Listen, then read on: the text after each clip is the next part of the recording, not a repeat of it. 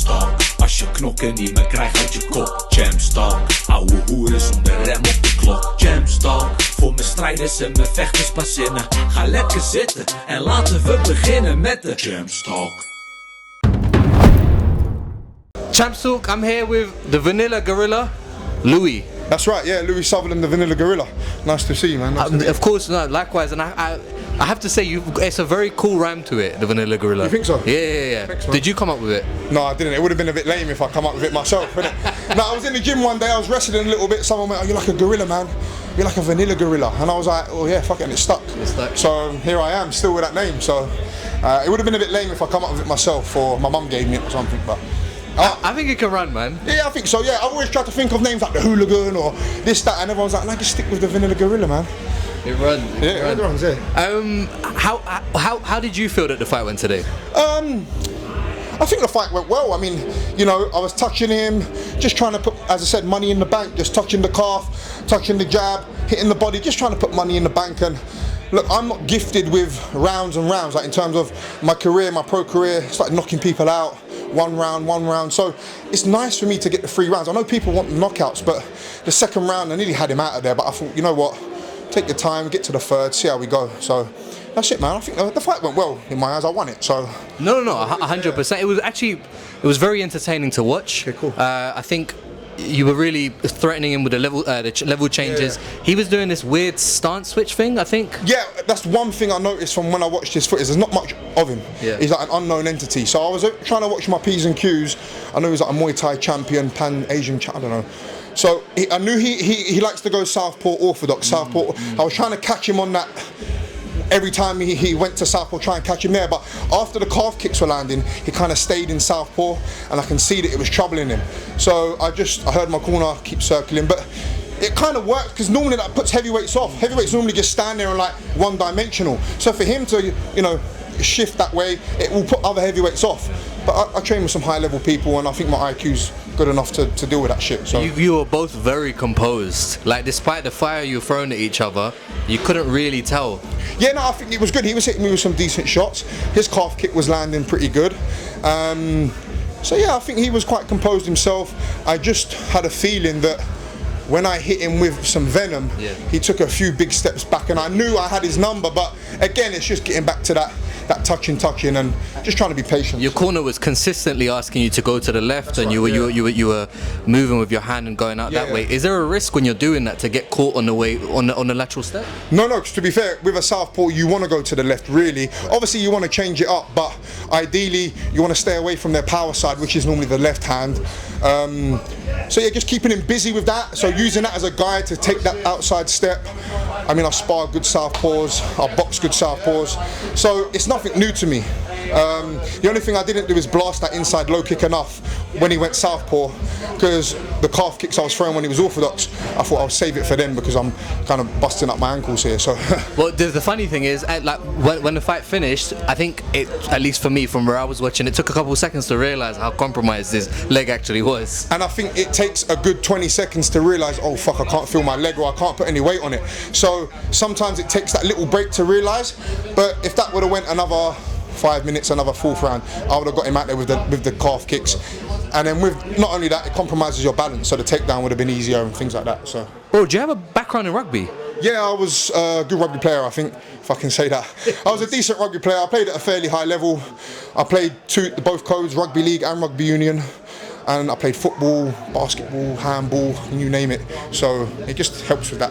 And like also, I mean, do you see that if for anybody who, I don't know, who has a background in rugby, for example, and wants to make the transition to, I don't know, wrestling, for example, do you think that the drills that you guys do there cross over? Yeah, I think 100% it crosses over, because especially when you're in that weight stream, you're focusing on that power, that short burst of energy. It's the same here. It depends what kind of stature you are. Rugby's a game for all shapes and sizes. So, but in terms of like similar positions to me, yeah, that power translates, that short burst of, not only that, the cardio helps as well. It's a good base. So, some rugby players have gone over, like James Haskell, I think, went to Bellator for like 1 or 2, I'm not sure how many he fought, but it's definitely a great base. But I think all sports are a great base. Like, play any sport. Any sport's good, and if you want to make the transition, it will eventually cross over. So. You're from London, from North. We were talking about this earlier. Yeah. Can you talk about like some of your favourite walkout songs or some of your favourite music? I am from Tottenham, so obviously I know I fly the Scottish flag. People obviously think you ain't got a Scottish accent, but I tip my hat to my dad. My dad's no longer with us, and my heritage is Scottish. But I'm English as well. My mum's English. I'm proud to be English. I'm from Tottenham. I'm proud to be from Tottenham as well. A lot of talent comes out of there. You know, we've got a lot of people coming out of Tottenham. So favourite kind of music, I've walked out to all stuff, man. I remember at the Copper Box, I walked out to Talking the Hardest gigs because I was fighting for an American promotion, and I was like, I'm going to come out to the national anthem. And they were like, hey man, what's the national anthem? And I'm like, you'll hear it, you know what I mean? And we've got the Copper Box singing Talking the Hardest and that kind of stuff. I like Guy Ritchie films as well, so like Snatch, all that kind of stuff. Rock and Roller, that's my walkout tune. Is it Black Strobe? I'm a Man. So that kind of iconic kind of, you know, gangster, East End gangster kind of shit, you know, yeah. So all music. I listen to Adele, I listen to Skepta, I listen to some grime as well.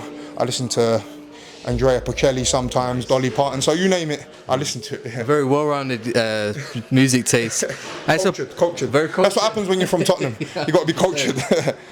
How are you going to celebrate?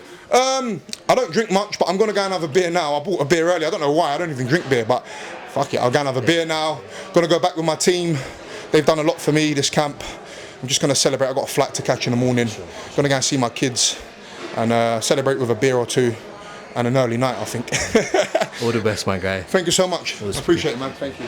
Champstalk, I'm back with another. I'm here with the Persian Nightmare, Mehdad. How are you, brother? I'm fine, thank you. I see you. Yeah, I'm good. Crazy fight. I mean, you really took it to the guy, and you also had, as I've heard you say a couple of times now, you wanted to give him his time.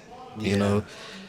Yeah, you know, there's my respect for fighter, you know, and I wanna not give an injury for everybody, you know. I wanna win. Win is finish. Yeah. Where did your nickname come from, the Persian Nightmare? Persian nightmare, you know, my country, Iran, is Iranian. Every Iranian is nightmare. Yeah, and yeah, as everybody say me, and I like it in my country. Yeah. And you were here with Coach Daniel and Noah and. It's Daniel so good mental, you know. I'm before fight, 5 minutes before fight, my back is locked. I don't possible walking.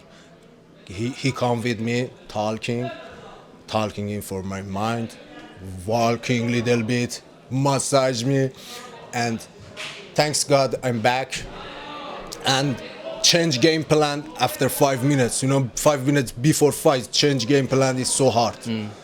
Change game plan is Daniel change game plan for me, and I going. Thanks. Yeah. So what will you do for your back now? Yeah, I'm pain now. I'm pain now, and going for massage, and every time 2-3 parts in the week going physio for ready for next fight. But you're still going to be at training tomorrow. Yes, 100%. Yes. The Persian Nightmare, ladies and gentlemen, Impact Fit, Team Impact Fit. Us, I love you, Impact Fit. Thank you. Thank you. Champstalk, we're here after an amazing fight of Malgorzata. Did I say it correctly? Yeah, very good, thank you. That was a amazingly. Thank you very much. That was our game plan.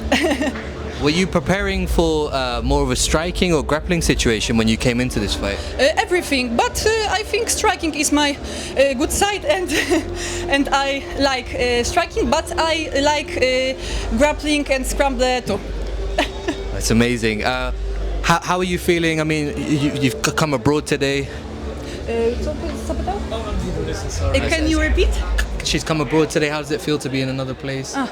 Jesteś za granicą. Jak się czujesz, będąc za granicą teraz? I feel very good. Netherlands is blisko. Is close to Poland, by Poland. Yeah. And who are some of your favorite Polish fighters? Joanna Jędrzejczyk, the best for me.